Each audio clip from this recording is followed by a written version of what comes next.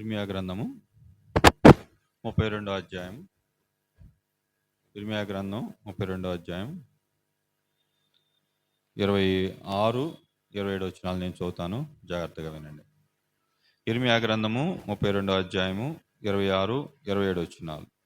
అంతటా యెహోవా వాక్కు ఇర్మియాకు ప్రత్యక్షమై ఇలాగు సెలవిచ్చెను. నేను యెహోవాను, సర్వశరీరులకు దేవుడను, నాకు అసాధ్యమైనది ఏదైనా నుండునా. చిన్న ప్రార్థన చేసుకున్నాం. ప్రేంగల మా తండ్రి, మౌనతుడైన దేవా, మరి ఒకసారి నీ పాద సన్నిధిలో ప్రభా మేమందరం ఉండుటకు మాకు ఇచ్చిన గొప్ప తరుణాన్ని బట్టి వందనాలు. మేము మంచివారిమనో గొప్పవారిమనో నీతిమంతులమనో మాకు ఈ స్థితిని ఇవ్వలేదు, కానీ నీ ప్రియకుమారుని ద్వారా మీరు మాకు ఇచ్చినటువంటి గొప్ప పరిస్థితులన్నిటిని బట్టి వందనాలు. అవును తండ్రి, మేము ఇంకనో పాపులుగా ఉండగానే, మేము ఇంకనో దూరస్తులుగా ఇంకా శత్రులుగా ఉండగానే నీ ప్రియకుమారుని మా కొరకు పంపి మా పాపములు ఆయన మీద వేసి మేము పొందవలసిన శిక్షను ఆయనకు తగిలించి అతను పొందిన శ్రమల ద్వారా, అతను కాచిన రక్తం ద్వారా మాకు ఇచ్చిన రక్షణను బట్టి, మాకు ఇచ్చినటువంటి ఈ స్థితి అన్నిటిని బట్టి వందనాలు. దానిలో భాగంగా మీరు చేసినటువంటి కార్యాలను మనల్ని చేసుకుంటూ నేను స్తుతించుటకు, ఆరాధించుటకు మీ సన్నిధికి వచ్చి ఉండగా అయినా మీరు మా యొక్క స్థుతులను మా యొక్క ఆరాధనను అంగీకరించి ఉన్నారు. అలాగే ప్రభు వైపు చూచుండగా మీరే మాతో మాట్లాడండి. నుంచున్నవాడు ఉట్టివాడు మట్టివాడు దేని పనికిరానటువంటి వాడు, మీరే మీ ఆత్మతో నింపి మా అందరికి కావలసినటువంటి మాటలు దయచేస్తారని నమ్ముచు ప్రతి విధమైన సాతాను అంధకార శక్తులను లయపరుస్తారని యేసు నామమున వేడుకొంచి ప్రార్థించుచున్నాము తండ్రి, ఆమేన్. చాలా సందర్భాల్లో మనుషులంగా మన ఆలోచనలు ఎలా ఉంటాయంటే దేవుని శక్తికి మించినట్టుగా మనం ఆలోచిస్తూ ఉంటాం. ఒక్కోసారి మన యొక్క జీవన విధానం ఎలా ఉంటుందంటే దేవునిని అడ్డగించేటువంటి శక్తిమంతులుగా మనం బ్రతుకుతూ ఉంటాం, ఆలోచించుకుంటూ ఉంటాం. తెలుసో తెలియకో ఆ విధంగా అడుగులు వేయటానికి కూడా మనం ప్రయత్నం చేస్తూ ఉంటాం. చాలా సందర్భాల్లో మనం గుర్తుకు తెచ్చుకోని స్థితి ఏందా అంటే నేను ఎంత బలహీనుడను, నేను ఎంత వ్యర్థుడను, నా యొక్క మొదటి స్థితి ఏంటి అనేటువంటి విషయాలను ఎప్పుడు కూడా మనం గ్రహింపులోనికి తెచ్చుకోం. ఎందుకంటే మనము ఆ విధమైన స్థితిలో ఉన్నప్పుడు దేవుణ్ణి మనం వేడుకున్న విధానాన్ని బట్టి, దేవుని దగ్గర మనం జీవించినటువంటి విధానాన్ని బట్టి దేవుడు మనల్ని మెచ్చి, దేవుడు మన తన కరుణ చూపించి మనకు కావలసినవన్నిటినీ దేవుడు అనుగ్రహించినప్పుడు దేవుడిచ్చిన వాటిని పొందుకొని అనుభవిస్తూ ఉన్నటువంటి మనము దానిని మర్చిపోయి చాలా సందర్భాల్లో ఒక రకమైనటువంటి భావనలో మనం బ్రతుకుతూ ఉంటాం. కానీ ఈ రోజున నీవు నేను తెలుసుకోవాల్సినటువంటి ఒక మాట ఏందంటే దేవుడు ఇర్మియాతో ఒక మాట మాట్లాడుతున్నాడు. ఏమంటున్నాడంటే ఇర్మియాకి దేవుడి గురించి తెలియదా అంటే తెలుసు. ఇర్మియా దేవుని దగ్గర అంటే విలాపించిన అంటే ఆయన ప్రలాపించినట్టుగా దేవుని దగ్గర ప్రార్థన చేసినట్టుగా ఏ ఒక్క ప్రవక్త కూడా చేసి ఉండడు. అందుకే అతను ఏమంటే విలపించు ప్రవక్త అని అంటూ ఉంటాం. అంటే దేవునితో చాలా దగ్గర సంబంధం కలిగినటువంటి వ్యక్తే. అయితే దేవుడే ఇర్మియా దగ్గరికి వచ్చి ఈ మాట మాట్లాడుతున్నాడు. ఏమంటున్నాడు? నేను సర్వశరీరులకు. అంటే ఆ సందర్భం ఏందా అంటే ఇర్మియాతో దేవుడు కనపడి, దర్శనం ముందు కనపడి, బాధపడొద్దు, నువ్వు ప్రజల యొద్దకు వెళ్ళు, వాళ్ళని యూదా దేశంలో ఆస్తులు సంపాదించుకోమని చెప్పు. ఏమని చెప్తున్నాడు? భూములు కొనుక్కోమని చెప్పు అంటున్నాడు. అంతకుముందు వరకు ఇర్మియాకి ఏమని చెప్పాడంటే వాళ్ళని హెచ్చరించు, మీరందరూ కూడా బబులోను దేశానికి చెరలోకి పోతున్నారు, అక్కడ మీరు 70 సంవత్సరాలు ఉండబోతున్నారు. బబులోను రాజు, బబులోను యొక్క చక్రవర్తులు మిమ్మలను దాస్యంలోకి తీసుకుని పోతున్నాడు. కాబట్టి మీరు రిపెంట్ అవ్వండి, మీరు కంపల్సరీగా వెళ్తాడను అని ఇర్మియా చేత చెప్పించాడు. అయితే మళ్ళీ ఇర్మియాతోనే దేవుడు ఏం చెబుతున్నాడంటే మళ్ళీ వాళ్ళకి చెప్పు, మళ్ళీ వాళ్ళని ఏమేమి చేయమను? భూములు కొనుక్కోమను. ఇక్కడ ఇర్మియాకు ఒక డౌట్ వచ్చింది. ఏమయ్యా, ఇందాకే అలా చెప్పావు కదా, మళ్ళీ ఇలా చెబుతున్నావేంది? అసలు అంటే మన భాషలో చెప్పుకోవాలంటే అసలు నీకేమైనా మైండ్ ఉందా అన్న టైప్లో దేవునితో మాట్లాడుతున్నాడు.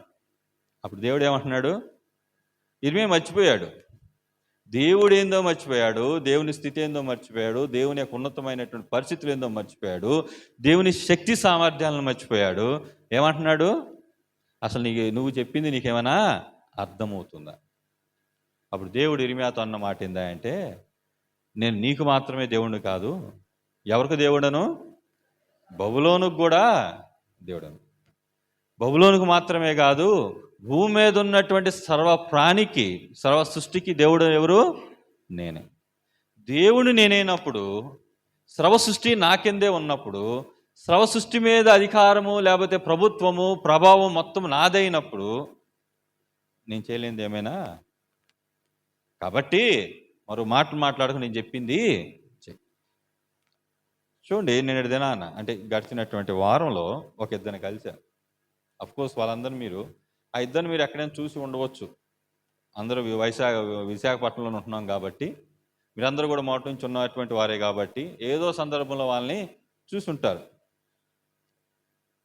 ఒక అంకులేమో సేవకులు, పెద్ద సేవకులు, ఇంకొక ఆంటీ గారేమో డాక్టర్ గారు, కేజీహెచ్. వీళ్ళతో నేను కలిసి ఒకే రోజు కలిసి అవకాశం దేవుడు ఇచ్చాడు. అంకుల్ గారితో ఇన్ని సంవత్సరాలు కలిసింది మొదటిసారి. అఫ్కోర్స్ ఎన్నోసార్లు అతనితో కలిశాను, అతనితో మాట్లాడాను, అతను పలకరించాను, విష్ చేశాను, కానీ ఎప్పుడు కూడా ఆయనతో కూర్చొని ఇన్ని సంవత్సరాలు ఎప్పుడు కూడా మాట్లాడలేదు. ఈ రోజు వరకు కూడా ఏ రోజు కూడా ఆయన దగ్గరికి వెళ్ళి మిషన్కి ఎంత అవసరం ఉందండి, సహాయం చేయండి అని కూడా నోరు తెరిచి అడగలేదు. సరే, ఏదో సందర్భంలో అంకుల్ గారికి ఫోన్ చేశారు, వెళ్ళాను, అతనితో కూర్చున్నాను. మాట్లాడుతున్నప్పుడు అతను చూస్తే ఎంత గంభీరంగా ఉంటారో, అతను చూస్తే ఎంత గొప్పవాడని మనం అనుకుంటామో, కానీ అతను మాట్లాడుతుంటే ఇతనిలో ఇంత బాధ ఉందా అనేటువంటి విషయం నాకు ఆ రోజున ఆయన చెప్పిన మాట ఏందా అంటే, నన్ను చూసి అందరూ ఇలా అనుకుంటారు, కానీ రేపో మాపో కాటికి వెళ్ళేటువంటి వారం ఈరోజు కూడా సరైన సంతోషాన్ని నేను అనుభవించలేదు. చుట్టుపక్కల ఉన్నటువంటి పరిస్థితులు చూస్తున్నప్పుడు దేవుడు అసలు చూస్తున్నాడా, దేవుడు అసలు మా ఆయన దృష్టించాడా అనేటువంటి క్వశ్చన్ కూడా నాకు వస్తుంది. ఆంటీ గారితో మాట్లాడుతున్నప్పుడు మంచి సెటిల్, వాళ్ళు బాగా సెటిల్ అయ్యారు, మంచి కుటుంబం, ఎవరు ఒక క్షణంలో ఎవరు లేరు. అప్పటి వరకు వాళ్ళ కోడలు వాళ్ళ కొడుకున్నారు, వాళ్ళు అటు ఇటు వెళ్ళిపోయారు. వాళ్ళు అటు ఇటు వెళ్ళిపోయినటువంటి పరిస్థితి అటు ఇటు చూసి నాతో చెప్పిన మాట ఏంటంటే, ఏడుస్తూ చెబుతున్న మాట ఏంటంటే, నేను ఉండలేకపోతున్నాను, ఎక్కడన్నా అనాథాశ్రమంలోనో లేకపోతే వృద్ధాశ్రమంలో నేను జాయిన్ అవుదాం అనుకుంటున్నాను.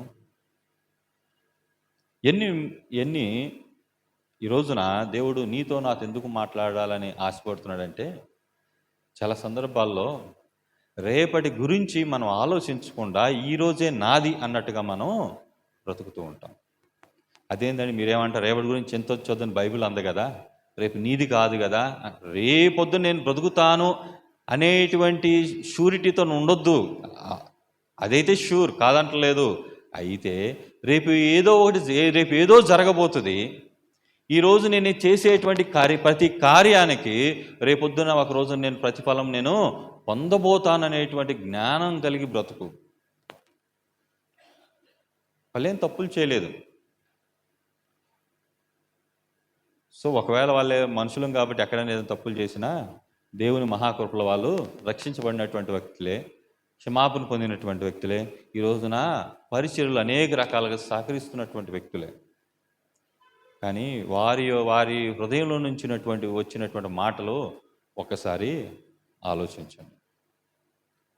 ఈ రోజున ఇక్కడ ఉన్నటువంటి నీవు నేను మనమందరం ఎవరైనా సరే మనం దేవునికి అతీతులమని కానీ, లేకపోతే మనకు ఎదురు లేదు అనేటువంటి స్థితిలో మనం ఎవరైనా ఉన్నటువంటి పరిస్థితిలో ఉన్నట్టుగా కనుక ఉంటే కనుక ఒకరోజు వాళ్ళని ఒకసారి జ్ఞాపకం చేసుకోండి. ఆ అంకుల్ గారు చేసిన పరిచర్య చాలా గొప్ప పరిచర్య, చాలా పెద్ద పరిచర్య. ఈ ఆంటీ గారు కూడా చాలా విశ్వాసురాలు. ఆవిడ మిషన్ ఆర్గనైజేషన్స్ కానీ చర్చెస్కి కానీ ఎంతో ధారాళంగా సహకరిస్తున్నటువంటి వ్యక్తి. ఈ రోజున నీవు నేను ఆలోచించమని దేవుడు చెబుతున్న మాట ఏంటంటే, దేవుడు మనందరికీ దేవుడు. దేవుడు మనందరికీ దేవుడు అంటే దాని అర్థం ఏందా అంటే, మనమందరము కూడా ఆయనకి సంపూర్ణంగా లోబడి ఉండవలసినటువంటి వ్యక్తులము. అంటే ఆయనకు లోబడి ఉండవలసినటువంటి వ్యక్తులము అంటే దాని అర్థం ఏందా అంటే, ఈ లోకంలో భయభక్తులు కలిగి బ్రతకాలని దేవుడు చెబుతున్నాడు. చూడండి, మిషన్ టు ద బ్లైండ్ మీ అందరూ తెలుసు. అందుల మధ్య పరిచర్య చేయటం అనేది అది మామూలు విషయము కాదు. చూపు కలిగినటువంటి వ్యక్తితో కలిసి మాట్లాడటం వేరు, అన్నీ బాగున్న వ్యక్తితో కలిసి మనం మాట్లాడటం వేరు, లేకపోతే అన్నీ బాగున్నటువంటి వ్యక్తి సువార్త చెప్పడం వేరు, అన్నీ ఉన్నటువంటి వ్యక్తి సువార్తను రిసీవ్ చేసుకోవటం వేరు. అయితే ఒక అంధుడు సువార్తను రిసీవ్ చేసుకోవాలన్నా, ఒక అంధుడితో మనం కలిసి మాట్లాడాలన్నా దానికి మనం ఎంత వెల చెల్లించవలసి ఉంటుంది.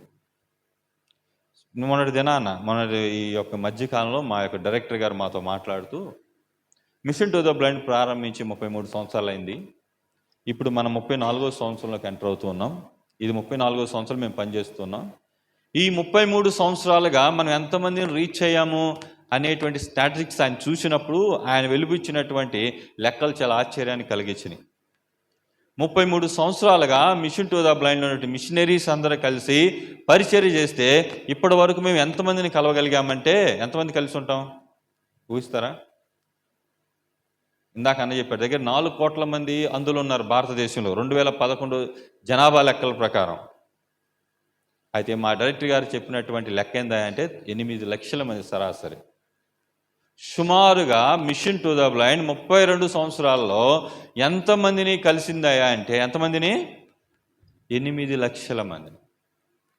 2011 జనాభా లెక్కల ప్రకారంగానే భారతదేశంలో సుమారు 4 కోట్ల మంది అందులో ఉన్నారని ప్రభుత్వ లెక్కలు చెబుతూ ఉంటే, 33 సంవత్సరాలుగా ఒక మిషన్ ఆర్గనైజేషన్ పనిచేయటాన్ని బట్టి ఎంతమందిని కలిసామని మేము చెప్పగలుగుతున్నామంటే 8 లక్షల మంది. మిగతా వాళ్ళని కలవాలంటే ఎన్ని వందల సంవత్సరాలు ఈ మిషన్కి కావాలో ఒకసారి ఆలోచించండి. ఈ రోజున నీవు నేను తెలియకుండా ఏ విధంగా బ్రతుకుతున్నామంటే స్పృహ లేనటువంటి జీవితాన్ని మనం జీవిస్తూ ఉన్నాం. నేను రక్షించబడ్డాను, నేను చాలా సందర్భాల్లో సాక్ష్యం చెబుతాను, ఏమీ లేని స్థితిలో దేవుడు నన్ను ఎన్నుకున్నాడు. ఇంతకుముందు కూడా చెప్పుకుంటా, ఒక అనాథాశ్రమంలో చదువుకున్నటువంటి వ్యక్తిని నేను ఎంతో గొప్పగా సాక్ష్యం చెప్తాను దేవుని మహిమార్థం. అయితే నా జీవితం దానికి అనుగుణంగా ఉండదు.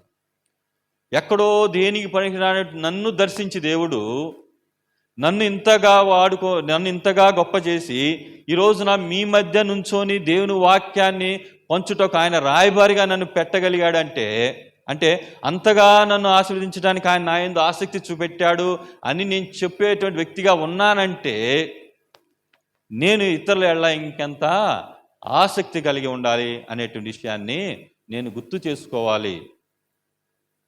ఈ రోజున నీవు కానీ నేను కానీ సాక్ష్యం చెబుతున్నామంటే ఇటువంటి సాక్ష్యాలు ఎన్నో చెప్తాం. కానీ ఒక దయనీయమైన స్థితి ఏందా అంటే, నా ఎడల దేవుడు ఆసక్తి కలిగి ఉన్నాడని చెబుతున్నాం కానీ నేను కూడా ఇతరుల ఎడల ఆసక్తి కలిగి ఉన్నాను అనేటువంటి విషయాన్ని చెప్పం. ఇది ఎలాగ తెలిసిద్దా అంటే, అఫ్కోర్స్ మన సంఘంలో ఇటువంటి సాక్ష్యాలు ఉంటాయని నేను అనుకోను, కానీ చాలా సందర్భాల్లో చాలా సంఘాలకు మేము చూసినప్పుడు వాళ్ళు చెప్పేటువంటి సాక్ష్యం ఏందా అంటే, దేవుని మహాకృపను బట్టి ప్రార్థన చేశాము, ఇల్లు స్లాబ్ వేయాలనుకున్నాము, ఆ రోజు గొప్ప వాన, అది దేవుడు వాన ఆపాడు, స్లాబ్ వేసాము. మంచిదే కదా? మంచిదేనా అక్క? దేవుని మహాకృప కారు కొందాం అనుకున్నాం, కానీ బ్యాంక్ లోన్ రాలేదు, ప్రార్థన చేశాము, దేవుడు బ్యాంక్ లోన్ ఇచ్చాడు. మంచిదేనా? దేవుడు ప్రార్థన విన్నాడు కదా. అదే వ్యక్తి చెప్పేటువంటి సాక్ష్యం చివరిలో ప్రేయర్ రిక్వెస్ట్ చెప్పి దేవుని చెప్పి తెలుసా, మా అత్తమ్మ ఇంకా మారలేదు, మా నాన్నగారు ఇంకా మారలేదు, మనదమ్ములు ఇంకా తాగుబోతులుగా ఉన్నారు. అదేనమ్మా, నా కొడుకు ఇంకా తాగుబోతుగా నా మాట వినకుండా తిరుగుతూ ఉన్నాడు, వాడి గురించి ప్రార్థన చేయ. అక్కడ ప్రార్థన విన్న దేవుడు ఇక్కడ ఎందుకు ప్రార్థన వింటలేదు?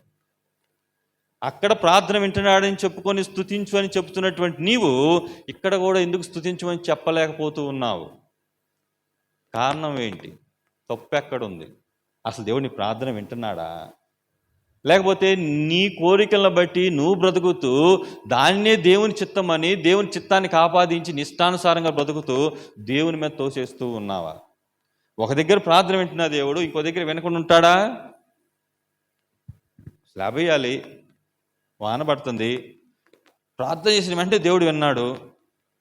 కానీ నీ తల్లిదండ్రుల గురించి, నీ అన్నదమ్ముల గురించి, నీ అక్క చెల్లెల గురించి సంవత్సరాలు తరబడి ప్రార్థన చేస్తున్నావు, కానీ దేవుడు వింటలేదు. ఏది రైట్? ఈ రోజున నీవు నేను ఆలోచించవలసినటువంటి మాట ఏందా అంటే ఇదే. చూడండి, మనం చదువుకున్నటువంటి వాక్య భాగాన్ని చాలా జాగ్రత్తగా అబ్జర్వ్ చేసినట్లయితే దేవుడు చాలా స్పష్టంగా చెబుతున్నాడు, నా తలంపులు మీ తలంపులు వంటివి కాదు. అంటే నా క్రియలు మీ క్రియలు వంటివి కాదు, నా ఊహ మీ ఊహ వంటిది కాదు. ఇంకో విధంగా ఇంకొద్దిగా ముందుగా, నా కోరికలు మీ కోరికల వంటివి కాదు.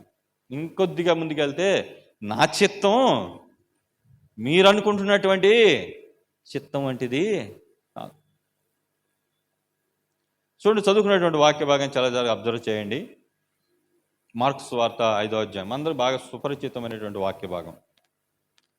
యేసుక్రీస్తు ప్రభువారు ఆ సముద్రం నుంచి అటువైపు నుంచి ఇటువైపుకి వచ్చాడు. అంతేనా? అద్దరికి. ఇప్పుడు దాకా అక్కడ ఉన్నాడు, ఇప్పుడు ఈ వైపు వచ్చాడు. ఎందుకు వచ్చాడు? మనకు అక్కడ కారణం అనేది ఏమీ తెలియదు. వచ్చాడు అంతే. రావటంతో ఎవరు కనపడ్డారు? ఒక దయ్యం పట్టినటువంటి వ్యక్తి కనపడ్డాడు. నిజంగా చాలా వాక్యం చాలా జాగ్రత్తగా క్షుణ్ణంగా అబ్జర్వ్ చేసినట్లయితే, యేసుక్రీస్తు ప్రభువారు దయ్యం పట్టినటువంటి వ్యక్తిని చూశాడా? దయ్యం పట్టినటువంటి వ్యక్తి యేసుక్రీస్తు ప్రభువారిని చూశాడా? అంటే దయ్యం పట్టినటువంటి వ్యక్తే యేసుక్రీస్తు ప్రభువారిని చూసి పరిగెత్తుకు వచ్చినట్టు కనపడుతుంది. కానీ అక్కడ ఇంకో మాట ఎలా ఉందంటే, ఈయన ఆల్రెడీ దయ్యాలు అతని నుంచి వదిలిపోమని చెప్పాడు కాబట్టి అన్నటువంటి దాంతో అక్కడ ఆగిపోతుంది. So what ever it may be, దేవుడు అక్కడికి వెళ్ళాడంటే, యేసుక్రీస్తు ప్రభువారు గెరాసేనుల దేశానికి వెళ్ళాడంటే ఉద్దేశం లేకుండా అయితే వెళ్ళలేదు. దేవునికి ఒక ఉద్దేశం ఉన్నది, దేవునికి ఒక ప్రణాళిక ఉన్నది. చాలా సందర్భాల్లో మనం ఏమనుకుంటామంటే, ప్రభువా నువ్వు ఈ విధంగా చెయ్యి, ఆ విధంగా వెళ్ళు, ఈ విధంగా రా, ఈ విధంగా వెళ్తే ఈ విధంగా జరిగిద్దని మనం దేవునికి డైరెక్ట్ చేస్తూ ఉంటాం, ప్రార్థన చేస్తాం. చాలా ప్రార్థనలు వింటూ ఉంటా. నిజమో కాదు నాకు తెలియదు. రాజ్యాల గురించి ప్రార్థన చేయొచ్చు, అధికారుల గురించి ప్రార్థన చేయొచ్చు. మధ్యాహ్నంలో విచిత్రమైన ప్రార్థనలు కూడా వస్తున్నాయి. వాళ్ళు ప్రార్థన చేస్తున్నారా లేకపోతే పార్టీకి క్యాన్వాస్ చేస్తున్నారా కూడా తెలియట్లేదు. మనం ప్రార్థన చేస్తున్నామా లేకపోతే మనం అభిమానించే పార్టీకి క్యాన్వాస్ చేస్తున్నామో కూడా అర్థం కావట్లేదు. అంటే ఒక విధంగా మనం ఏం అర్థం చేసుకోవచ్చు అంటే, యేసుక్రీస్తు ప్రభువారికి పేరున దేవునికి వీళ్ళు ప్రార్థన చేస్తూ ఏమంటున్నారంటే, అయ్యా నీ ఓటు ఎవరికెయ్యి? ఇతనికెయ్యి అన్న విధానంలో మన ప్రార్థనలు ఉంటున్నాయి. దేవుడు ఒక ఉద్దేశం లేకుండా గెరాసేనుల దేశంలోకి వెళ్ళలేదు. ఇందాక అన్న పిపి రాజన్న ముగిస్తూ ఒక మాట అపొస్తలుల కార్యాల నుంచి మాట్లాడాడు. ఏమని? అందరూ అంతటా రక్షణ పొందాలనేది దేవుని యొక్క వాంఛ, ఉద్దేశం. యేసుక్రీస్తు ప్రభువారు లోకానికి వచ్చి ఎందుకు వచ్చాడా అంటే, ఆయన ఈ లోకానికి సువార్తను అందించటానికి. ఎందుకు ఈ లోకానికి వచ్చాయంటే, ఈ లోకంలో ఉన్నటువంటి సర్వ ప్రాణికి విమోచనను కలిగించటానికి. ఇంకా లోతుకి వెళ్ళ ఎందుకు ఈ లోకానికి వచ్చాయంటే, ఆయన మరణించటానికే ఈ లోకానికి వచ్చాడు. అంటే బలియాగం అవటానికి ఈ లోకానికి వచ్చాడు. అంత మాత్రమే కాదు, ఎందుకు వచ్చాయంటే ఆయన దేవుడు అని నీవు నేను గుర్తించటానికి, ఆయన నమ్మటానికి ఈ లోకానికి. పునరుద్ధానుడు అవ్వకపోతే, ఆయన పునరుద్ధానుడు అవ్వాల్సినటువంటి అవసరం ఎందుకు వచ్చిందా అంటే, నీవు నేను ఆయనేమైనా మామూలు మనిషే కదా, అందుకే చనిపోయి వెళ్ళిపోయాడు అనుకుంటామేమోనని. బాబు నువ్వు అనుకున్నట్టుగా నీలాగా నాలాగా నేను నీ వలే నేను బలహీనటువంటి వ్యక్తిని మాత్రమే కాదు, నేను సర్వశక్తి మంతుడు. దేవునికి ఒక ఉద్దేశం ఉంది. యేసుక్రీస్తు ప్రభువారు గెరాసేనుల దేశంకి వెళ్ళడం ఒక ఉద్దేశం ఉంది. అందరూ అంతటా మారు మనసు పొందాలి. వాళ్ళందరికీ సువార్త అందాలి. అక్కడ ఉన్నటువంటి ప్రాంతంలో అందరూ దేవుని తెలుసుకోవాలి, సువార్తను తెలుసుకోవాలి. వాళ్ళు దేవుని దగ్గరికి వచ్చి వాళ్ళ పాపాలను బట్టి క్షమాపణ అడగాలి. వాళ్ళందరూ రేపు నిత్య రాజ్యంలో ఉండాలి. ఇది దేవుని యొక్క ఉద్దేశం. ఈ రోజున నిన్ను నన్ను పుట్టించాడంటే దేవుడు, నిన్ను నన్ను ఒక స్టేజ్లో ఉంచాడంటే, నీకు నాకు ఉన్నతమైనటువంటి స్థానాలు ఇచ్చాడంటే దాని ఉద్దేశం ఏందంటే కళ్ళు మూసుకొని నిద్రపోవటానికి అయితే కాదు. నిద్రపోవటం అంటే నిద్రపోతున్నామని బైబిల్ చెప్పిన దాన్ని బట్టి ఏంటంటే స్పృహ లేకుండా బ్రతకటానికి కాదు. అదేందండి స్పృహ లేకుండా ఉంటారు, మేము డబ్బులు ఇస్తున్నాం కదా. డబ్బులు ఇస్తున్నారు కాదంటలేదు. అదేందండి మేము సువార్తకి వెళ్తున్నాం కాదంటలేదు. కానీ నీ ఇంటెన్షన్స్ ఎలాగున్నాయి, నీ ఉద్దేశాలు ఎలాగున్నాయి? ఈ రోజున నీవు నేను దేవుని చిత్తానుసారంగా ఈ లోకంలో బ్రతకాలి అంటే, దేవుని ఉద్దేశాలను నెరవేర్చేటువంటి వ్యక్తులంగా ఈ లోకంలో మనం ఉండాలి అంటే, మొదటిగా మనం కాన్సన్ట్రేషన్ చేయవలసిన ఒక పాయింట్ ఏదైనా ఉందంటే అది మన యాటిట్యూడ్. మనకి జీవన వైఖరి గురించి మనం ఆలోచించాలి. చూడండి, చదువుకున్నటువంటి వాక్య భాగం చాలా జాగ్రత్తగా అబ్జర్వ్ చేసినట్లయితే ఈ యొక్క దెయ్యం పట్టినటువంటి వ్యక్తి యొక్క జీవన వైఖరి ఎలాగుంది, అతని యొక్క యాటిట్యూడ్, అతనికి జీవిత విధానం ఎలాగుందని బైబిల్ చెబుతుందంటే, ఇతను ఎవరి చేత అదుపు చేయబడతలేదు. ఎవరి చేత అదుపు చేయబడతలేదు అంటే మనం కనుక చాలా కొద్దిగా అంటే అక్కడున్న కాంటెక్స్ట్ని బట్టి చాలా జాగ్రత్తగా అబ్జర్వ్ చేసినట్లయితే, అఫ్కోర్స్ ఇతనంటే ఆ ఊరు అందరికి బాగా ఇష్టమేమో, లేకపోతే ఇతని కుటుంబం అంటే ఆ ఊరిలో ఒక పేరు కలిగిన కుటుంబమేమో, లేకపోతే ఒక స్థితి కలిగినట్టు కుటుంబమేమో, ఒక మంచి కుటుంబమేమో తెలియదు. కానీ ఇతను దెయ్యం పట్టినట్టు వ్యక్తిగా ఉన్నాడని, ఇతనికి తనకు తానుగా హాని చేసుకుంటున్నాడని, ఇతను అనేకులను భయపెడుతున్నాడని కారణం ఏమైనా ఉండొచ్చు. కానీ ఇతను సాధు చేయాలని, ఇతని క్షేమాన్ని కోరి ఆ ఊరి వారు ఇతనికి ఏం చేస్తున్నారు, కాళ్ళు చేతులకి సంకెళ్ళు వేస్తున్నారు. అది ఈ వ్యక్తి ఏం చేస్తున్నాడు, అయ్యో నేను ఇలాగున్నా కూడా నా మంచి కోరుతున్నాడు చూడు, నేను వాళ్ళ మీద రాళ్ళు వేసినా కూడా చూడు నా మీద నా మంచి కోరుతున్నాడు చూడు, నేను అంటే వాళ్ళకి నేను వాళ్ళు నా గురించి నాకు అన్నం ఇస్తున్నప్పటికీ, నాకు అన్నీ ఇస్తున్నప్పటికీ, నేను వారిని ఎంత హింసించినా కూడా చూడు నా ఇళ్ళలో వాళ్ళు ఎంత ప్రేమ కలిగి ఉన్నారో చూడండి, పశ్చాత్తాపడి ఆ సంఖ్యలు అలా ఉంచుకున్నాడా? ఏం చేశాడు? తుత్తునీలుగా చేశాడంట. ఈరోజున మన జీవితాలు కూడా అలాగే ఉంటున్నాయి. ఇతను తుత్తునీలుగా చేయడానికి ఒక కారణం ఉంది. అతను ఏమున్నాయి? దెయ్యాలు ఉన్నాయి. ఎన్ని దెయ్యాలు ఉన్నాయి? సేన అనే దెయ్యాలు ఉన్నాయి. అంటే ఒక దైవజనుడు చెబుతూ సేన అనే మాటకి ఒక ఉదాహరణ ఎలా చెప్పంటే, అక్కడ కింద ఎన్ని పందులు పోయినాయి? 2000 పందులు పోయినాయి. ఒక్కొక్క దెయ్యం ఒక పందులు దూరిన ఎన్ని దెయ్యాలని లెక్కెట్టాడు ఆయన. సుమారు ఒక 2000 దెయ్యాలు ఉండొచ్చేమో. మేము అనేకులం అన్నాడు కదా. సేన అంటే కింద ఫుట్ నోట్లో ఉంటుంది ఏమంటే మేము అనేకులం అంటే అక్కడ లెక్క ఎవరు మమ్మల్ని లెక్క పెట్టలేరు అనేది అర్థమేమో తెలియదు. మేము అనేకులం. అక్కడ ఇచ్చిన లెక్క ప్రకారం 2000 పందులు చనిపోయినాయి. అంటే ఒకవేళ అతనిలో 2000 దెయ్యాలు ఉన్నాయేమో. 2000 దెయ్యాలు ఉన్నాయి కాబట్టి అతను అదుపులో ఉండలేకపోతున్నాడేమో. అఫ్కోర్స్ అదే రైటు. అది రోజున నీవు నేను దేవుని చిత్తానుసారంగా అదుపులో బ్రతకలేకపోవటానికి మనలో ఎన్ని దెయ్యాలు ఉండవచ్చు. ఒకవేళ ఉన్నాయా? ఉంటే ఆ దెయ్యాలేంటి? ఈ రోజున నీవు నేను గ్రహించవలసినటువంటి మాట ఏందా అంటే, హౌ ఐ యామ్, నేను ఏ విధంగా ఉంటున్నాను, నేను ఏ విధంగా ఆలోచిస్తూ ఉన్నాను, నేను ఏ విధంగా బ్రతుకుతూ ఉన్నాను. ఎందుకంటే నీవు నేను బ్రతుకుతున్నామంటే ఆ బ్రతుకు మనదా? ఆ బ్రతుకు మనదా? నీవు నేను రక్షించబడిన వ్యక్తులుగా విశ్వాసులం అని చెప్పుకుంటున్నామంటే ఆ రక్షణ మనదా?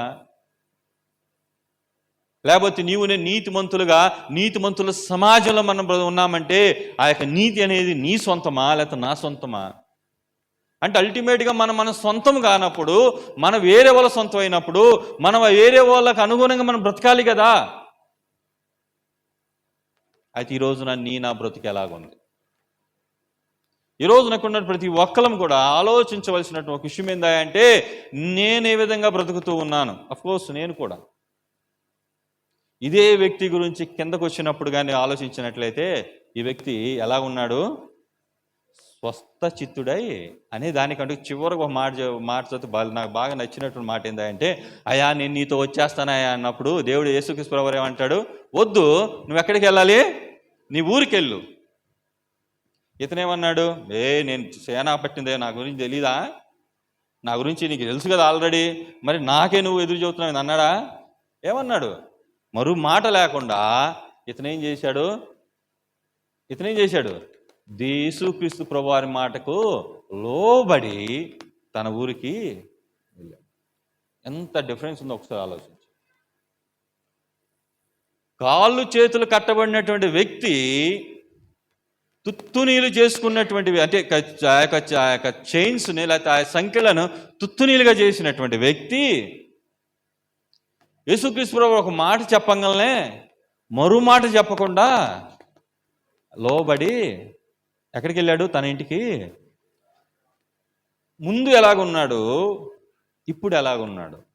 ఈ రోజున మనం గుర్తుంచుకోవాల్సింది, లేకపోతే జ్ఞాపకం చేసుకోవాల్సింది, లేదంటే మనల్ని మనం పరిశీలించుకోవాల్సినటువంటి విషయం ఏదైనా ఉందంటే, ఈరోజు నా యొక్క జీవన వైఖరి ఎలాగుంది, నా యాటిట్యూడ్ ఎలాగుంది, ప్రజల ఎడల నా యాటిట్యూడ్ ఎలాగుంది, దేవుని ఎడల నా యాటిట్యూడ్ ఎలాగుంది, అది సంఘం ఎడల నా యొక్క వైఖరి ఎలాగుంది, సేవకుల ఎడల నా యొక్క వైఖరి ఎలాగుంది.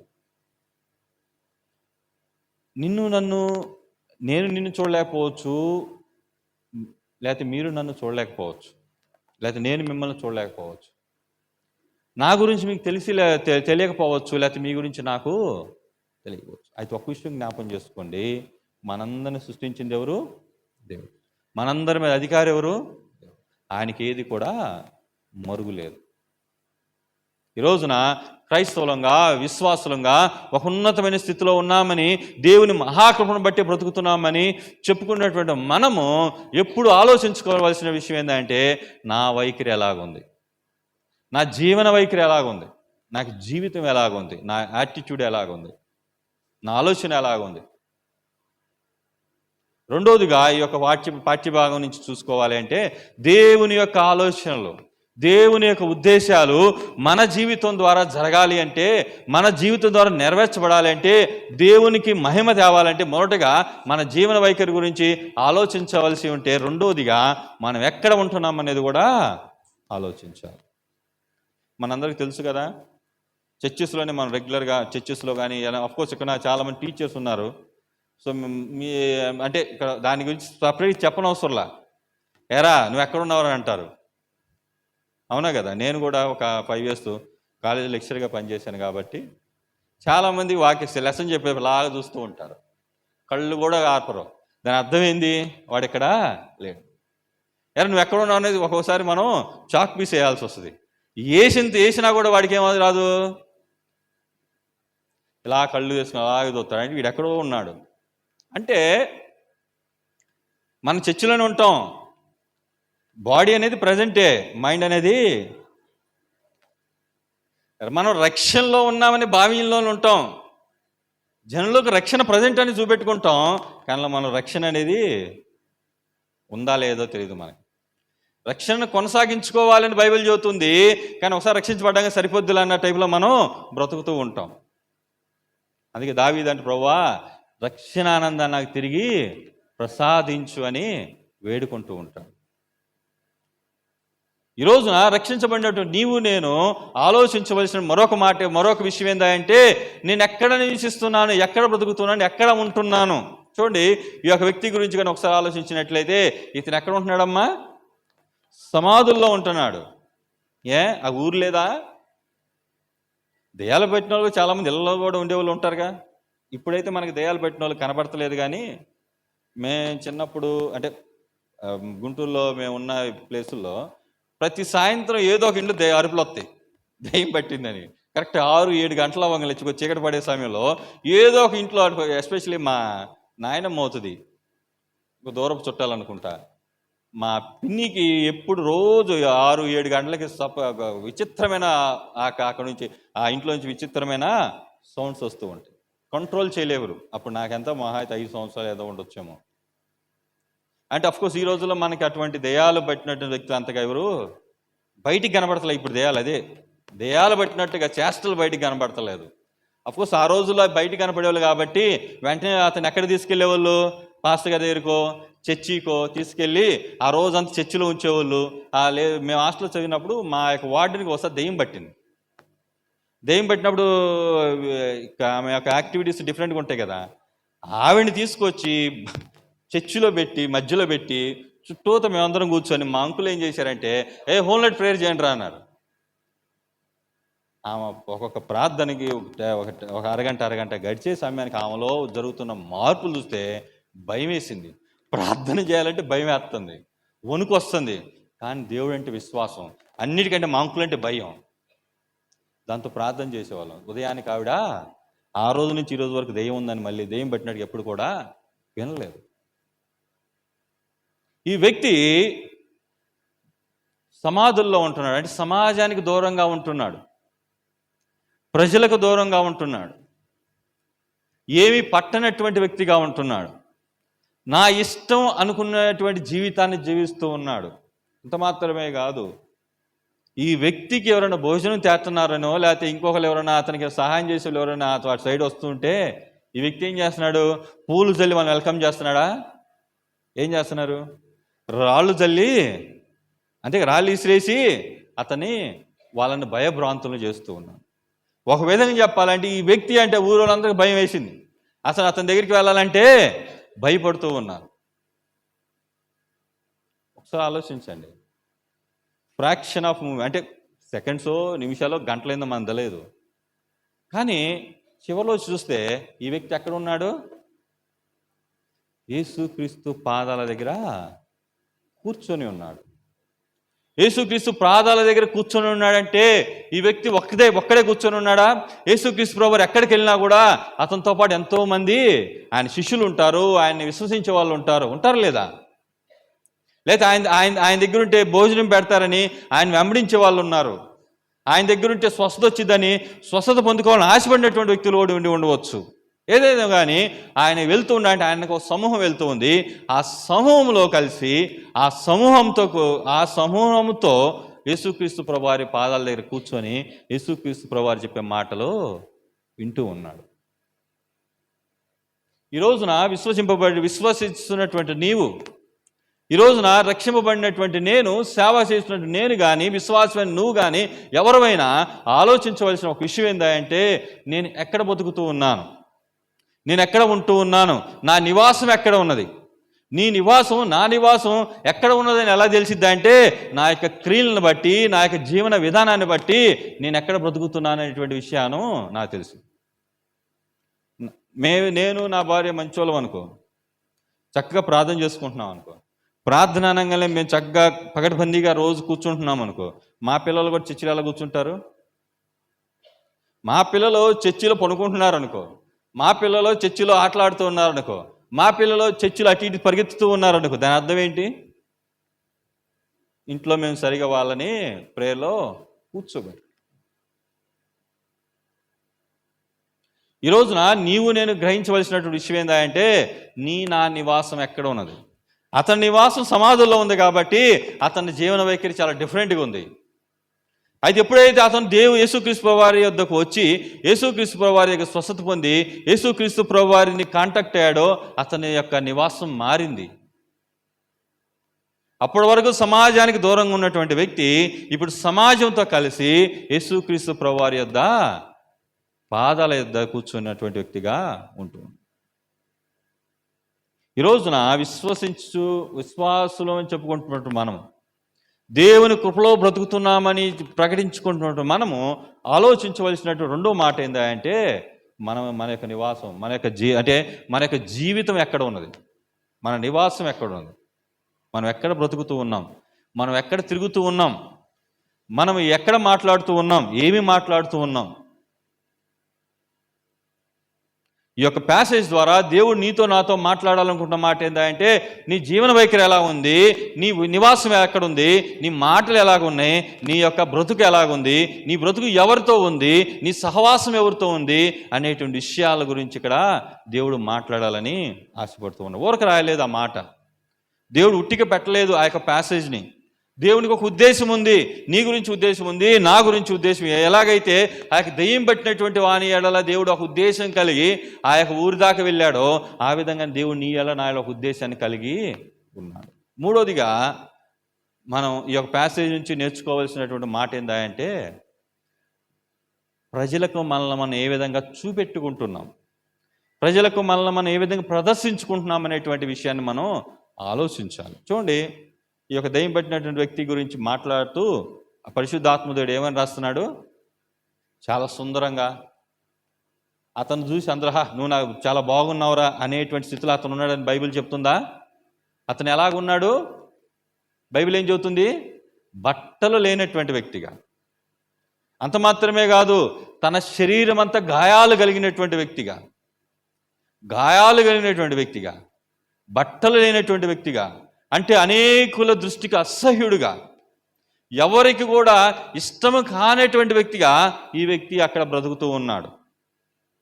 మేము హాస్టల్లో చదువుకున్నాం కాబట్టి ఇక్కడ వాళ్ళందరూ కూడా చాలామందికి హాస్టల్లో చదివిన అనుభవాలు ఉన్నటువంటి వ్యక్తులు చాలామంది ఉన్నారు. సమ్మరు అయిపోతూ లేకపోతే రైనీ వచ్చేసి సమ్మర్లో కానీ రైనీలో కానీ సహజంగా ఏది వచ్చి రాకపోయినా హాస్టల్లో వాళ్ళందరికీ వచ్చేది ఒకటేంటి? దురదలో గజ్జి. అవునా కదా?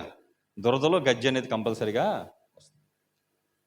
ఫర్ ఎగ్జాంపుల్, మా యొక్క పరిస్థితి ఎలా ఉంటుందంటే, నాకు లోనంత గజ్జి ఉన్నా ఆదివారం మేము చర్చికి వెళ్ళేటప్పుడు ఎలా ఉండాలి? నీట్గా వైట్ డ్రెస్ వేసుకోవాలి. మా అంకుల్ గారు చెప్పినటువంటి మాకున్నటువంటి రూల్ ఏంటంటే, ఆదివారం వైట్ అండ్ వైట్ వేసుకోవాలి. అందులోనే అది ఐరన్ చేసి ఉండాలి, బ్లూ పెట్టి ఉండాలి, ఎక్కడ కూడా ఒక మచ్చ కూడా ఉండదు. అటు ఆ విధంగా మేము రెడీ అయ్యి వెళ్ళాలి. సో ఎంత గజ్జి ఉన్నా కూడా మంచి డ్రెస్ వేసుకుంటా బయట కనపడదు కదా. సో నాకు ప్యాంట్ వేసుకున్నాను పొడుగుంది కాబట్టి ఏమి కనపడదు. అయితే నా పక్కన ఎవడో పక్కన వచ్చి కూర్చున్న వాడికి ప్యాంట్లో నిక్కరేసుకున్నాడు, కానీ వాడి గజ్జి అయితే లేదు, కానీ కాలుకు ఒక చిన్న పుండు ఉంది. ఏముంది? కాలుకు ఒక చిన్న పుండు ఉంది. అందరం కింద కూర్చుంటాం. ఇప్పుడంటే చైర్లో కూర్చుంటున్నాం కాబట్టి ఇబ్బంది లేదు, అందరం కింద కూర్చునే వాళ్ళం కాబట్టి వాడు కూర్చున్నప్పుడు వాడు మోకాలు ఏం జరిగి అందరూ కంటెస్ట్రీ దగ్గర కూర్చుంటాం కదా. అప్పుడు వాడు పుండున్న కాలు ఎవరికి తగిలిద్ది? నాకు తగిలిద్ది కదా. తగిలినప్పుడు నా ఫీలింగ్ ఎలా ఉంటుంది? అరే పోన్లేరు, నాకు అంతా గజ్జి ఉంది కదా, నాకు గజ్జి ఉంది, వాడికి గజ్జి లేదు పాప, ఓన్లీ చిన్న పుండే కదా, అది కూడా నేను పడ్డాడు నాకు తెలుసు కదా అని నేను సర్దుకుంటానా? చిచ్చి పో అంటానా? అంటే నాకెంత గజ్జి ఉన్నా కూడా నా పక్కనోడికి చిన్న పుండు ఉందని తెలిసి, ఆ పుండు కలిగినటువంటి వ్యక్తి నాకు తాగుతున్నాడని తెలిస్తే నేనేం చేస్తాను? అసహించుకుంటాను. ఈ వ్యక్తి గురించి ఒకసారి ఆలోచించండి. ఈ వ్యక్తి ఒంటి నిండా గాయాలే, ఎవరో చేసినట్టు గాయాలు కాదు, తాను గాయపరుచుకున్నటువంటి గాయాలు. చిన్న చిన్న గాయాలైతే కాదు, ఒళ్ళంతా రసి గారుతూ ఉంది, రక్తం గారుతూ ఉంది, అన్నీ బయటికి కనబడుతూ ఉన్నాయి. గాయాలు అన్నీ కూడా అలాగా అంటే అంత బాహాటంగా బయటికి కనబడుతూ ఉన్నాయి. ఒక్కో దగ్గర దాన్ని ఏమంటారు, పసు కూడా ఏర్పడి ఉంది, చీము ఏర్పడింది, కొన్ని బ్లడ్ వస్తుంది, కొన్ని బాగా వాసన వస్తూ ఉంది, ఎందుకంటే స్నానం లేదు కదా. ఇటువంటి వ్యక్తి ఇలాగ ఉండినా కూడా మంచి బట్టలు వేసుకున్నాడా? లేదు, బట్టలు లేవు. అరే బాబు నువ్వు అలాగ ఉన్నావు, నువ్వు అలా ఉంటే ఇన్ఫెక్షన్ ఎక్కువైద్దని ఎవరైనా బట్టలు ఇచ్చిన బట్టలు వేసుకోవట్లేదు, బట్టలు లేకుండా ఉన్నాడు. ఇటువంటి వ్యక్తిని ఎవరైనా ఇష్టపడేటువంటి స్థితి ఉంటుందా? అంటే ఈ వ్యక్తి తాను లోకానికి ఎలాగ పరిచయం చేసుకుంటున్నాడంటే, ఎలాగ ప్రదర్శించుకుంటున్నాడంటే అసహ్యుడుగా, అనేకుల చేత అసహింపబడేటువంటి వ్యక్తిగా తాను ప్రదర్శించుకుంటూ ఉన్నాడు. అందుకే ఆ వ్యక్తి దగ్గరికి ఎవరు కూడా రావడానికి ఇష్టపడతలేదేమో. లేదంటే ఈ యొక్క స్థితిని బట్టి ఎవరైనా వస్తున్నారని ఒకవేళ రాళ్ళు వేస్తున్నాడేమో, మనకైతే తెలియదు. బట్ ఎప్పుడైతే యేసుక్రీస్తు ప్రభువారు ఈ వ్యక్తి దగ్గరికి వచ్చాడో, ఎప్పుడైతే యేసుక్రీస్తు ప్రభువారి దగ్గరికి వ్యక్తి వెళ్ళాడో, ఎప్పుడైతే యేసుక్రీస్తు ప్రభువారు వ్యక్తిని స్వస్థపరిచాడో, ఎంత అద్భుతంగా మాట ఉంటుందంటే, స్వస్థ చిత్తుడై బట్టలు వేసుకొని యేసుక్రీస్తు ప్రభువారి పాదాల దగ్గర కూర్చున్నాడని. మనం ఇదే ఇన్సిడెంట్ని లూకాసు వార్త 8వ అధ్యాయంలో కూడా మనం చూడొచ్చు. ఈ యొక్క వ్యక్తి స్వస్థ చిత్తుడే, అప్పటి వరకు ఉన్న గాయాలేం కనబడతలేదు. అప్పటి వరకు ఏంటి దాన్ని పసు కారినటువంటి, చీము కారినటువంటి గాయాలు కానీ, రక్తం కారినటువంటి గాయాలు కానీ, లేకపోతే ఇన్ఫెక్షన్ ఎక్కువైనట్టు గాయాలు కానీ ఏది కూడా కనబడతలేదు. అంటే మొత్తం శుభ్రం అయిపోయాడు, చక్కగా స్నానం చేసి ఉండవచ్చు, మంచి బట్టలు వేసుకున్నాడు. దానిని బట్టి ఇప్పుడు ఆ వ్యక్తి ఎక్కడ కూర్చున్నాడు? ప్రజల మధ్య కూర్చున్నాడు. ప్రజల మధ్య కూర్చున్నప్పటికీ కూడా ఏ ఒక్కరు కూడా ఈ వ్యక్తిని అసహించుకోలేరు. యేసుక్రీస్తు ప్రభువారి పాదాల దగ్గర కూర్చున్నప్పుడు, యేసుక్రీస్తు ప్రభువారితో ఉన్నటువంటి ప్రజల మధ్యలో ఆయన కూర్చొని ఉన్నప్పటికీ కూడా ఏ ఒక్క వ్యక్తి కూడా ఈ వ్యక్తిని విసర్జించలేదు. కారణం ఏమంటారు? అతను స్వస్థత పొందుకున్నాడు, అతను పరిశుభ్రపరచబడ్డాడు, అతడు నీటిగా ప్రజెంట్ చేయబడ్డాడు. ఈ రోజున విశ్వాసం చెప్పుకుంటున్న మనల గురించి మనము ప్రజలకు ఏ విధంగా ప్రజెంట్ చేసుకుంటున్నాం అనేటువంటి విషయాన్ని ఒకసారి మనం ఆలోచించాలి. మన యొక్క వస్త్రధారణ, మనల గురించి ప్రజలు ఏమనుకుంటున్నారు, మనంగా ప్రజలకు అంటే మనల్ని మనం ఏ విధంగా ప్రదర్శించుకుంటున్నాము అనేటువంటి విషయం గురించి మనం చాలా జాగ్రత్తగా ఉండాలి. ప్రజల్లో మనం చూసినప్పుడు మనలో ఒక మంచితనాన్ని, మనలో ఒక విధమైన దయాగుణాన్ని, లేకపోతే దేవునికి స్వరూపాన్ని, ఒక మంచి సాక్ష్యాన్ని కనుక చూడలేనటువంటి స్థితిలో కనుక ఉన్నారంటే ఒకసారి మన పరిస్థితి గురించి మనం ఒకసారి క్వశ్చన్ చేసుకోవాలి. విశ్వాసులు అని చెప్పుకుంటున్నాం, దేవుని బిడ్డలమని చెప్పుకుంటున్నాం. దేవుని ఉద్దేశాలను నెరవేర్చేటువంటి వ్యక్తులుగా ఉండాలంటే మనం ఈ 3 విషయాలు ఎప్పుడు కూడా జ్ఞాపకం చేసుకోవాలని పరిశుద్ధాత్మ దేవుడు ఈ యొక్క ప్యాసేజీని బట్టి మాట్లాడుతూ ఉన్నాడు.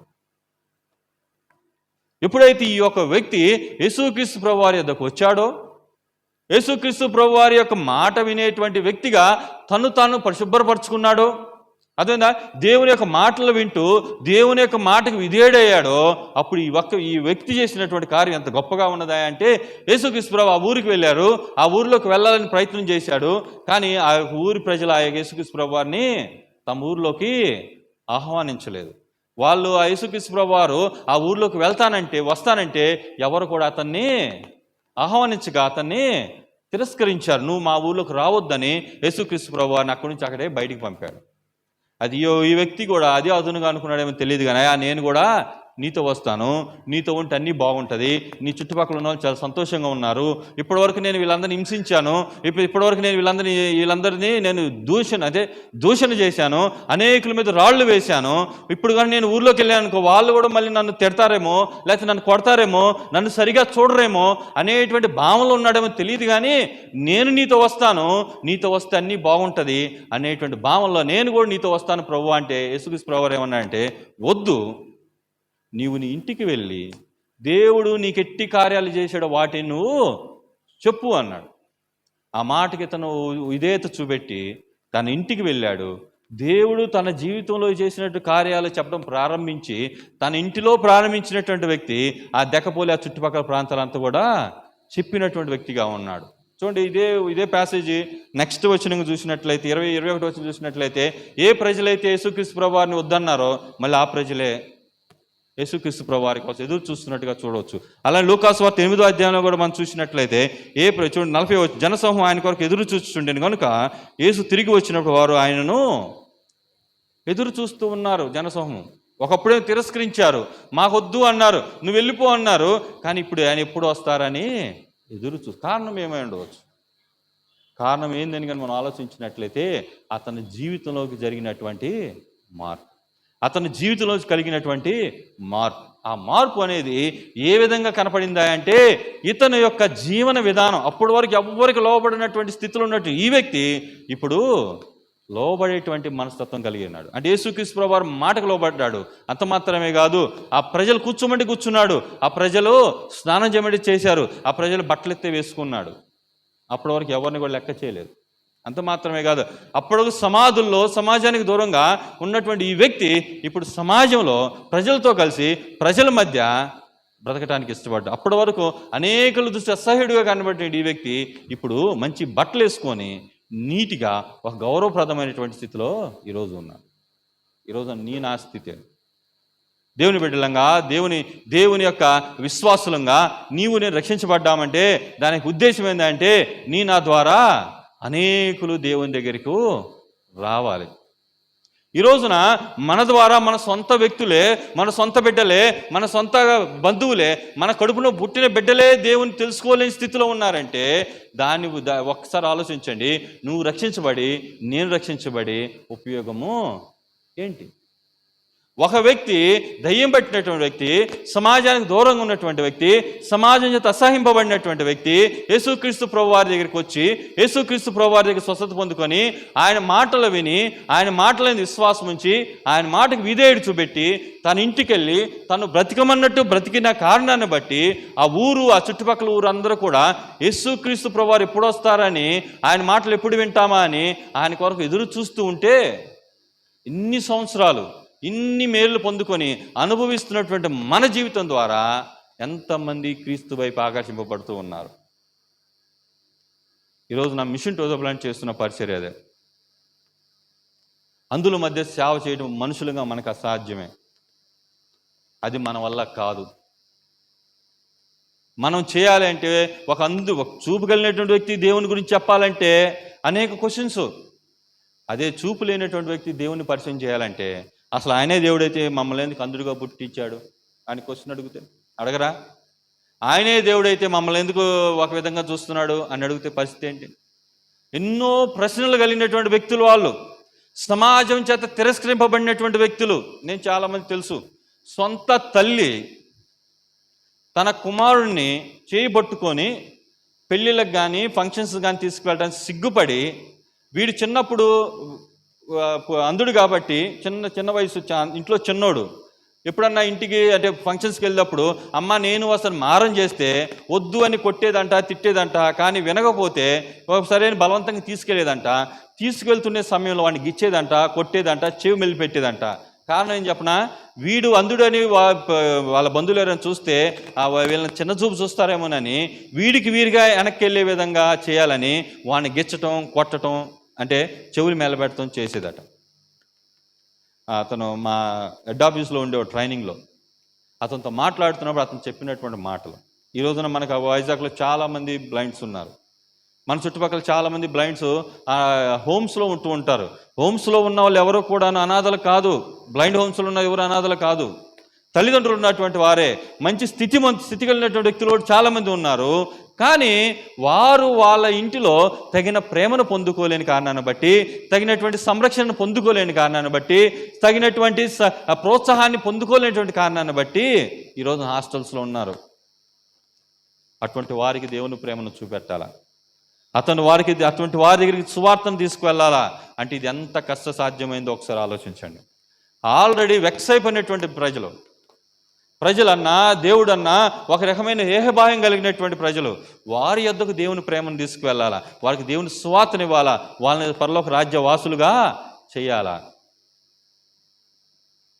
అంటే ఇది మామూలుగా అయ్యే పని కాదు. మనుషులుగా అది మనకు అసాధ్యమే, కానీ దేవునికి సమస్తము సాధ్యమే. దేవుడు మనకి చెప్పాడు, మీరు సర్వలోకానికి వెళ్ళి సర్వ సృష్టికి సువార్త చెప్పుడు అన్నాడు. ఇక్కడ యేసుక్రీస్తు ప్రభువారు మీరు క్రైస్తవుల వద్దకు వెళ్ళి సువార్త చెప్పమనలేదు, సర్వ సృష్టికి సువార్త చెప్పమన్నాడు. కారణం ఏందా అంటే మనం చదువుకున్నటువంటి ఇర్మియా గ్రంథం 32 ఏంది, నేనే సర్వ శరీరం సృష్టించిన సృష్టికర్తను నేను సృష్టించాను కాబట్టి ఇక్కడ సృష్టి కలిగిన సృష్టిలో ఉన్న ప్రతి దాని మీద కూడా అధికారం కలిగినటువంటి వ్యక్తిని, అంటే దేవుడైనటువంటి వ్యక్తిని నేను కాబట్టి మీరు నా మాట ప్రకారంగా వెళ్ళండి. ఒకవేళ అది మీకు కష్టసాధ్యం అవ్వచ్చేమో, కానీ మీరు నా మాట విని కనుక వెళ్తే అది మీకు సాధ్యమవుతుంది. చూడండి, ఈ వ్యక్తి దయ్యం పెట్టినటువంటి వ్యక్తి, అతనేం థియాలజీ బోధించలేదు, అతనేం వాక్యాలేం బోధించలేదు. తన జీవితంలో దేవుడు ఏం చేశాడో అనేటువంటి విషయాన్ని బోధించి ఆ విధంగా బ్రతికాడు. ఊరు మొత్తమే కాకుండా ఆ చుట్టుపక్కల ఊరు కూడా ఇతన్ని ఈ విధంగా మార్చినటువంటి దేవుడు ఎవరా, మనిషి ఎవరా అని చూడాలని, ఆయన మాటలు వినాలని ఆయన కోసం ఎదురు చూస్తున్నటువంటి పరిస్థితిలో ఉన్నారు. ఏదో మిషన్ టు ద బ్లైండ్ చేసేది అదే.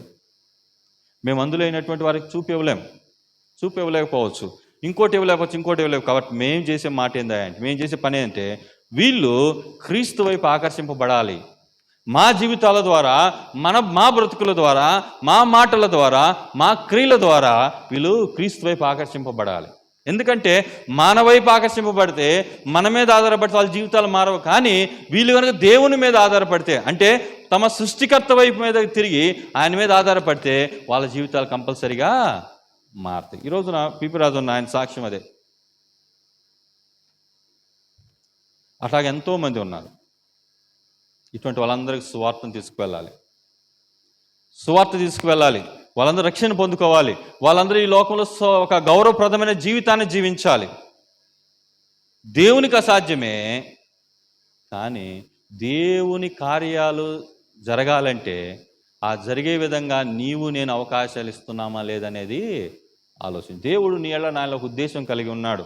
దేవుని కార్యాలు దేవుడు డైరెక్ట్ చేసుకోవడానికి ఇష్టపడ్డు, చేసుకోగలడు. కానీ దేవుడు నా ద్వారా కార్యాలు చేయాలని ఆశపడుతున్నాడు. అందుకే దేవుడు నన్ను సమాజంలో పెట్టాడు. ఎక్కడో ఉన్నటువంటి వారిని మనల్ని ఆస్వాదిస్తూ అభివృద్ధి పరుస్తూ ఉన్నాడు, ఉన్నతమైన స్థానాలకు తీసుకువచ్చాడు. కారణం ఎందుకంటే అనేకులను తమ సృష్టికర్త వైపు తిప్పాలని. దానిలో భాగంగా మిషన్ టు ద బ్లైండ్ వాళ్ళకి సువార్థీకరణ కలుస్తాం, వాళ్ళతో మాట్లాడతాం, వాళ్ళతో కూర్చుంటాం, వాళ్ళకి సహకరిస్తూ ఉంటాం, వాళ్ళకి దేవుని ప్రేమను చూపెడుతూ ఉంటాం. ఈ యొక్క క్రియల ద్వారా సువార్తను అందిస్తూ ఉంటాం. వాళ్ళ దగ్గరికి ఉన్న చర్చెస్కి వెళ్ళే విధంగా ప్రోత్సహిస్తూ ఉంటాం. అంత మాత్రమే కాదు, రెగ్యులర్గా వాళ్ళకి బైబిల్ నేర్పడానికి బైబిల్ స్టడీస్ కండక్ట్ చేస్తూ ఉంటాం. అలానే వీళ్ళు గౌరవప్రదంగా బ్రతికే విధంగా వాళ్ళని ప్రోత్సహిస్తూ ఉంటాం. ఎందుకంటే వీళ్ళు అందులో అనగానే మనం ఏదో వాళ్ళు అడుక్కునే వాళ్ళు అనేటువంటి భావంలో చాలామంది బ్రతుకుతున్నాం. ఈరోజు కూడా సొసైటీ ఎలాగుందా అంటే, నాకు ఫోన్ చేస్తే చాలామంది, బ్రదరు వాళ్ళకి ఒక పూట అన్నం పెడదాం బ్రదరు. మంచిదే, అన్నం పెడతాం, మంచి అన్నం పెడితే వాళ్ళ జీవితం అయిపోద్దా? ఈరోజు అన్నం పెట్టలేని వాళ్ళు ఎవరు ఉన్నారు? అన్నం తినలేని వాళ్ళు ఎవరు ఉన్నారు? ఒక విశ్వాసిగా, దేవుని వ్యక్తిగా నీవు నేను వాళ్ళకి ఏం పెట్టాలి, నీవు నేను వాళ్ళకి ఏమి ఇవ్వాలి అనేటువంటి విషయాన్ని ఆలోచించాలా. క్రీస్తుని ఎరగినటువంటి వారికి, క్రీస్తుని ఎరిగినటువంటి నీకు నాకు మన యొక్క దృక్పథంలో మార్పు రావాలా. క్రీస్తుని ఎరగినటువంటి వారి దృక్పథం ఒకలాగా ఉంటే, క్రీస్తుని ఎరిగినటువంటి మన యొక్క దృక్పథాలు వేరే విధంగా ఉండాలి. వాళ్ళ రక్షణ పొందాలా, గౌరవప్రదంగా బ్రతకాల. అందుకే వాళ్ళకి క్యాంప్స్ కండక్ట్ చేస్తాం. వాళ్ళకు డిఫరెంట్ ఒక వేరే ప్లేస్కి తీసుకువెళ్తాం. ఒక 3 days 4 days camp, residential camps arrange చేస్తాం. ఎందుకంటే వీళ్ళు అంటే ఈ సొసైటీలో గౌరవం పొందుతున్నారు, సొసైటీ వీళ్ళని గౌరవిస్తుంది, దేవుడు వీళ్ళ సంరక్షణ కలిగి ఉన్నాడని వాళ్ళు అర్థం చేసుకోవాలా. సో దానిలో బాగా రేపు అక్టోబర్లో వాళ్ళకి ఒక డిసైపుల్షిప్ క్యాంప్ కండక్ట్ చేస్తున్నాం ఏలూరులో. కొరింథీయులకు రాసిన మొదటి పత్రిక 5 అధ్యాయాల నుంచి వాళ్ళకి టీచింగ్ ఇవ్వబోతున్నాం. మన ఆంధ్ర తెలంగాణ నుంచి ఒక 60 మందిని మేము సెలెక్ట్ చేయాలని ఆశిస్తూ ఉన్నాం. ఆల్రెడీ సెలెక్ట్ చేసాం, రిజర్వేషన్స్ అయిపోయినాయి. వాళ్ళకి ఏలూరులో క్యాంప్ కండక్ట్ చేయడానికి అన్నీ ప్రిపేర్ అయిపోయినాయి. దగ్గర 2,10,000 రూపాయలు అవసరం ఉంది. ఒక్కొక్కరికి 4 రోజులకి అక్కడ క్యాంప్ సైట్లో మేము కట్టవలసింది ఒక్కొక్కరి పేరున 3,000 రూపాయలు కట్టాలి. ఒకసారి ఆలోచించండి. ఇదంతా చేయగలుగుతున్నామంటే అది మీ అందరి ప్రార్థనలో సహకారాలను బట్టి. ఈ విధంగా మనం అవకాశాలను క్రియేట్ చేస్తే, ఈ విధంగా మనం అవకాశాలను కనుక ఇవ్వగలిగితే అనేకులను చేరగలుగుతాం, అనేకులకు దేవుని ప్రేమను పంచగలుగుతాం, అనేకులు క్రీస్తు వైపు ఆకర్షింపబడే వ్యక్తులుగా చేయగలుగుతాం. ప్రార్థించండి. అంత మాత్రమే కాదు, సబ్బవరంలో కట్టాలనుకున్నటువంటి ఆ యొక్క సెంటర్ యొక్క ఉద్దేశం ఏంటంటే, అక్కడ మేము ఏదో హోమ్ పెట్టాలని కాదు. మిషన్ టు ద బ్లైండ్కి హోమ్స్ పెట్టడం కానీ, స్కూల్స్ పెట్టడం కానీ ఆసక్తి లేదు. కాదు, ప్రతి అందుడు తమ ఎక్కడ బ్రతికినా కూడా దేవునికి సాక్షిగా బ్రతకాలి, గౌరవప్రదంగా బ్రతకాలి అనేటువంటి ఉద్దేశంతో అక్కడ ఒక ట్రైనింగ్ సెంటర్ని మేము పెట్టాలని ఆశపడుతున్నాం. అఫ్కోర్స్ ఇప్పుడు అది మాకు చిన్న ల్యాండ్, ఒక అన్న 7 సెంట్లు ఇచ్చాడు, కానీ రిజిస్ట్రేషన్ దగ్గర ప్రాబ్లం అయింది. దాన్ని నమ్మితే సబ్బవరంలో 2 సెంట్లు వచ్చింది. ఒక సెంటర్ మనం ఒక 50 మంది ఉండే విధంగా మనం ప్రిపేర్ చేయాలంటే మినిమం ఒక 10 సెంట్లైనా ఉంటే ఒక మంచి కన్స్ట్రక్షన్ మనం కన్స్ట్రక్ట్ చేయొచ్చు. అఫ్కోర్స్ దేవునికి అసాధ్యమైంది ఏమీ లేదు. అది 2 చిన్నదే కదా, ఇంతకాలం ఆగాం, కానీ అలా ఆగటం తప్పు అని దేవుడు మాకు తెలియజేశాడు. రేపు శుక్రవారం దాన్ని శంకుస్థాపన చేయాలని ప్రారంభిస్తున్నాం. దేవుని చిత్తమైతే ఆ చుట్టుపక్కల ఉన్నటువంటి మరొక 8 సెంట్లు కానీ తీసుకోవాలని ఆశపడుతూ ఉన్నాం. ఖర్చు ఎక్కువే, దేవునికి అసాధ్యం, మనకు ఎక్కువే, దేవునికి ఏది కూడా ఎక్కువ కాదు. కాబట్టి ప్రార్థించండి. ప్రతి అందుడు సాక్షిగా బ్రతకాలి, ప్రతి అందుడు దేవుని యొక్క సువార్తను చెప్పేటువంటి వ్యక్తులుగా ఉండాలి. ఏ విధంగా అయితే ఆ వ్యక్తి ఆ విధంగా ఉన్నాడు. ఒక దెయ్యం పట్టినటువంటి వ్యక్తి జీవితంలో కలిగినటువంటి మార్పు ప్రతి అందుని జీవితంలో కూడా రావాలి. అలా రావాలంటే మనం మార్పు చెందినటువంటి వ్యక్తులుగా ఉండాలి.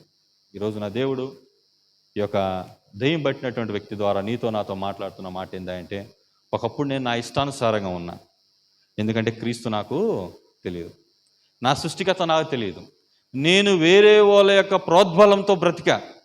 అంటే నాలో దెయ్యాలు ఉన్నాయి, నా బ్రతుకు నేను బ్రతకలేదు. అప్పుడు నేను దెయ్యాలకు అవకాశం, సాతానుకు అవకాశం ఇచ్చాను కాబట్టి సాతానుడు వచ్చి నాలో కూర్చున్నాడు, తన ఇష్టానుసారంగా నన్ను నడిపించాడు. ఆ స్థితిని బట్టి నేను నా గౌరవాన్ని కోల్పోయా, నా ఉనికిని కోల్పోయా, నేను ఆరోగ్యాన్ని కోల్పోయా, అన్నిటినీ కోల్పోయా. అయితే దేవుడు నాకు ఒక అవకాశం ఇచ్చాడు.